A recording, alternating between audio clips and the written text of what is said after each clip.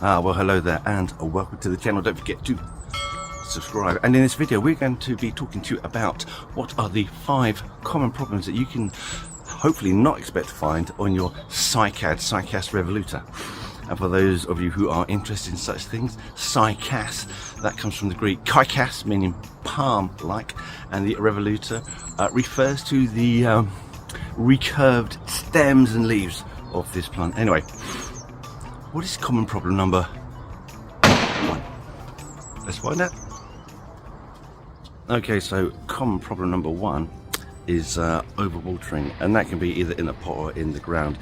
It is not a particularly fast growing plant. It does not particularly lose an awful lot of water, so they are quite prone to being or struggling when overwatered, and overwatering can cause 2 rather nasty issues. The first one is that it can promote the infection of soil-borne fungal infections such as Pythium, Phytophthora,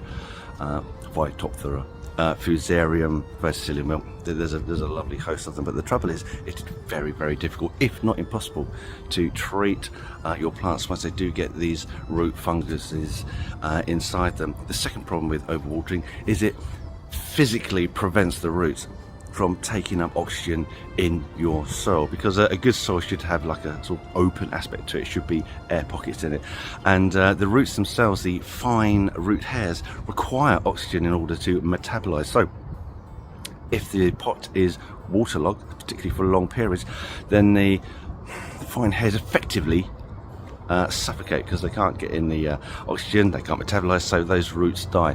And what will happen, as you'll see on many plants, is that the plants begin to wilt.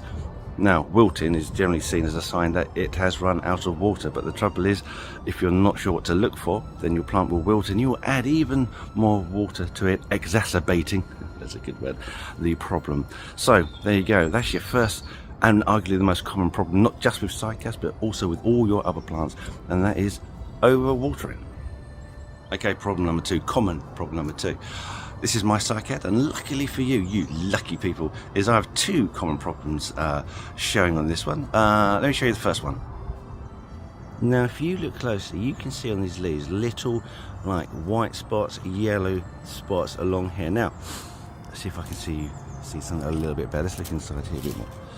Oh, there you go. Right, you see those little white dots. Now, if you get these, just first of all, just make sure that you're not actually seeing some sort of scale insect infestation. But you know, I don't know how close we can look at that, but you can see that is like damage to the surface of the leaf. It's pitted, indented, so that's definitely like a mechanical issue.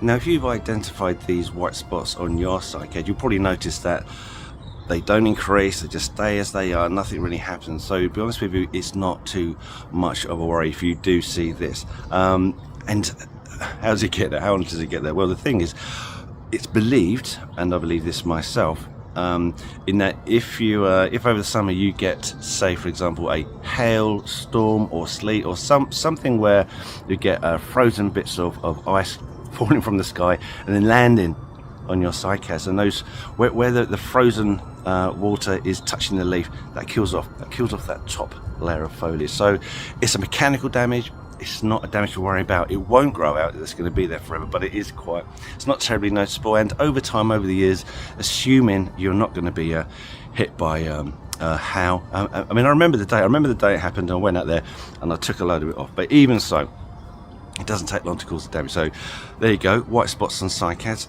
Not really anything you can worry about or do anything about, and generally it will grow out of it.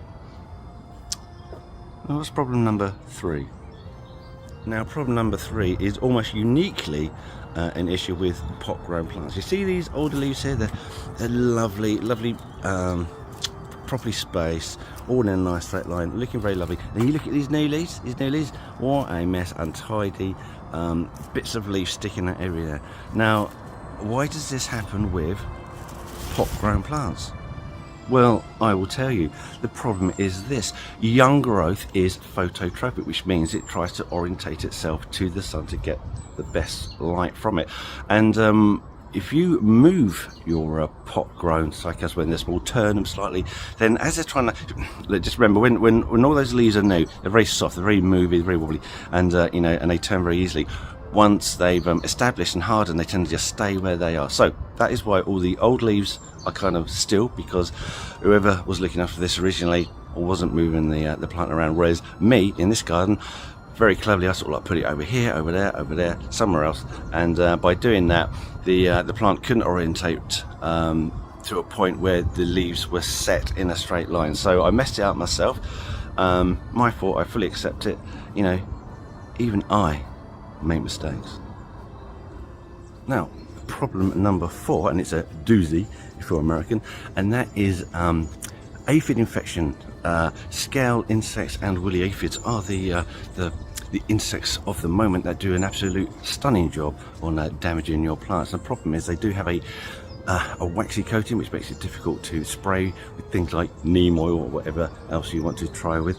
Some people use methylated spirit on a bit of cotton and try and wipe it off, but really nowadays we do live in the 21st century, so you can actually get products now that you can spray for it, because for many decades there has been a tolerance built up in greenhouse pests, so spraying them has never really worked really for absolute years. But today we have a product called imidacloprid, and I'm not guaranteeing that that is how that is pronounced, and you can find that in Bravado products, and you can also find something like that in this bug clear. So you can actually spray an insecticide that absolutely knocks it on the head. Brilliant product.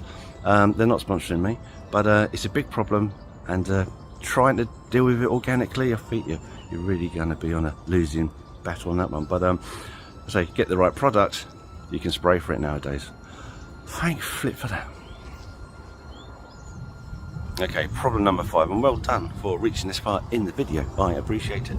Problem number 5 is basically your management of this plant.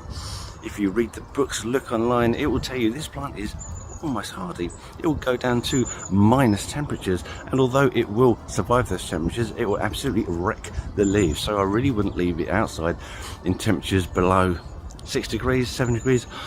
On my Cycad, I wouldn't even have a frost net. It'd either go into the green.